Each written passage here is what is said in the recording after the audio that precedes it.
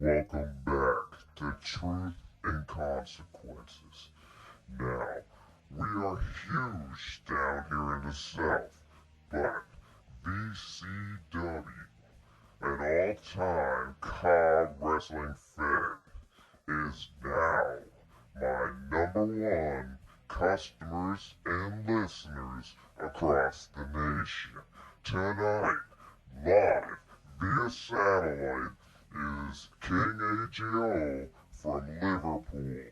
He will be facing Chriso at Battle Lines, a VCW pay-per-view coming up really soon. Now we're really glad to have any VCW wrestler on my show for an interview, except Executor. We did not have a good time last time, but tonight is way different because we have an exclusive with AJO. He's going to talk about the SWA, the SWF, VCW, and his hatred and the backstory about Chriso.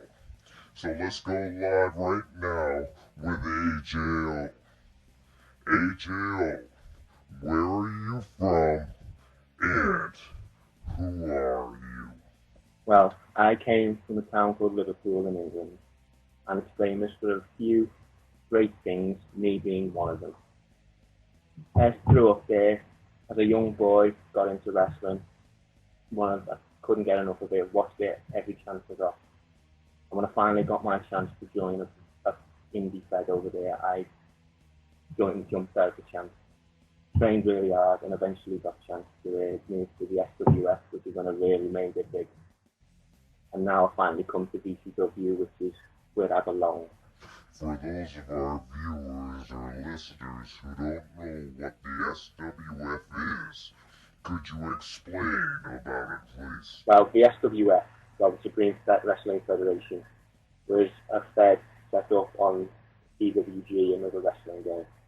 A few of the guys who have joined VCW used to be part of it. Me, Castle, Chriso, Jay, Brittany. They're just a few guys that were in the SWF. The show took off and reached quite high in the rankings, and we were quite good. We made great shows. It brought in the money and the fans. But the Fred recently closed through mistakes and changes by PWG. We were constantly getting screwed about in the rankings. And when the show had all the talent and we were bringing numbers like the other guys could only dream about, we never moved up in the rankings. Eventually the show closed, and it was a sad thing to me.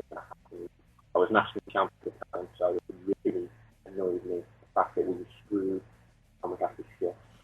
What accomplishments did you have while you were in the SWF? Well, I had a few while I was there. It was my idea. I invented the SWA, which at first was just a group of us working together when the two brands of SWF went to war, which was Revenge and Explosion. Explosion decided that they were the better show and tried to invade us, and obviously we kicked them back. But we had at one point become a real good powerhouse in the SWF. I mean, we had branches of SWA on both brands at one time, and at others we practically ran SWF Revenge. So I'm quite proud that something I created went on to such greatness, and it did help bring to us these new talents. Well, I had a few I'm proud of. Titles-wise, I became hardcore champion not long after joining the SWF, and eventually worked my way up the rankings, becoming TV champion 3 times, and then becoming the national champion and remaining it until the SWF closed. The world title's what I want, but I never managed to get that, which really beats at me. So I'm going to change that now here in VCW. Another accomplishment I had in the SWF I'm proud of is that I'm quite pleased with this one. I was the man that finally put the White Ranger out of the SWF for good. He was the goody-goody type that just annoyed most of the locker room, and I was the one that broke him and kicked him off SWF. Something a few guys in the back would have loved to have done. Who would you like to see come out as champion in the VCW at this pay-per-view Battle Lines? Maybe I'm going to walk out of Battle Lines as champion, simple as that. But if I some miracle and this justice, I don't win. I don't care who wins so long as it's not Chriso. If he does win, then he better have watch out, because I'll have even more reason to keep gunning for him. I don't want Shogun to win either, just because he goes on about honour and all that bullshit. But yet I didn't stop him taking advantage and stealing a win I had in the bag last week. Fucking hypocrite. But I won't have to worry about that, because I'm going to walk into that chamber and destroy each and every one of the other competitors in that match and walk out as the W World Heavyweight Champion. Wasn't Chriso one of your best friends? And why the attack on him a couple weeks ago? Me and Chriso have never been best friends. We might have done if he learned how to control himself. If he was my friend, he would have been grateful when I brought him into my SWA. He would have been grateful when I helped him get the SWF World title, and he would have kept his hands off me and the rest of the SWF members. No, we weren't friends. He deserved the beating that he had coming from a long time after he turned on me in the SWF. I invited him to join the SWA and pushed him to a level he'd never been at, made him one of the greats in the SWF, got him the world title, but didn't seem to be a good enough reason for him to stay loyal. He attacked me and the rest of the SWA on a weekly basis. And when we were supposed to be a team and work as a unit, but that seemed to be lost on the phenom. I lost my patience waiting for Chriso to see sense and work with us. I could see it wasn't going to happen, and I wasn't going to let the SWA suffer, so because of him I kicked him out of the SWA and cost him the world title. It was his own fault. I gave him plenty of time to be a team player, but we were not going to stand there each week and have his back as if he wanted to use the SWA as a punching bag half the time. He wasn't best pleased with being kicked as a kid, and him and I had a hell of a rivalry. We were all going to come to the head of the SWF pay-per-view. KingAJO versus Chriso, one-on-one. The match never got to happen though. PWG decided to have a longer break than usual, for God knows what reason. And then we had a shake-up in management in the SWF when Jack Lennox finally came back, and all the matches got scrapped. He vacated all the titles, broke up all the tag teams, and broke the SWA.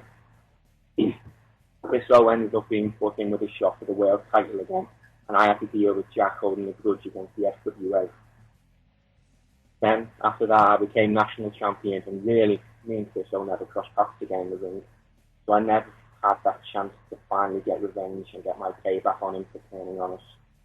After coming to VCW and qualifying for the Elimination Chamber match at Battle Lines with 5 other guys, Chriso being one of them, I saw that I'd finally have my chance to get a little payback on him.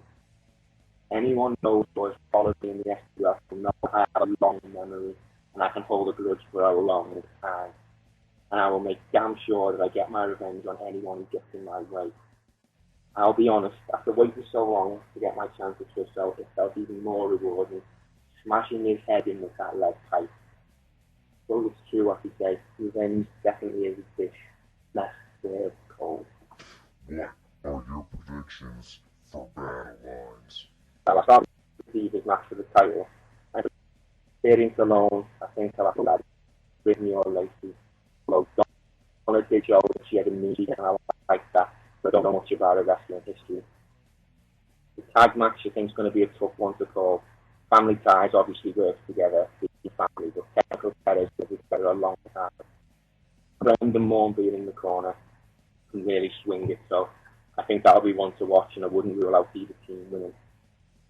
In the international title match, the CK Kent beating Colin. Kent's got X in his corner, and X is almost as ruthless as I am. What other matches do we have going? AJO, open mic. Say how you feel, anything you want. You got the final talk. Open mic, go ahead. Well, if they're not already going to watch Battle Lines, they best had to, because they'll be seeing the first ever English form world champion crowned after the Elimination Chamber match. I'm going to destroy everyone that gets in my way until I get that title. And just keep tuned, viewers. It will be coming. AJO, thank you for your time. Good luck to you at the pay-per-view. Good luck to all your colleagues. Always a pleasure to have you on your show.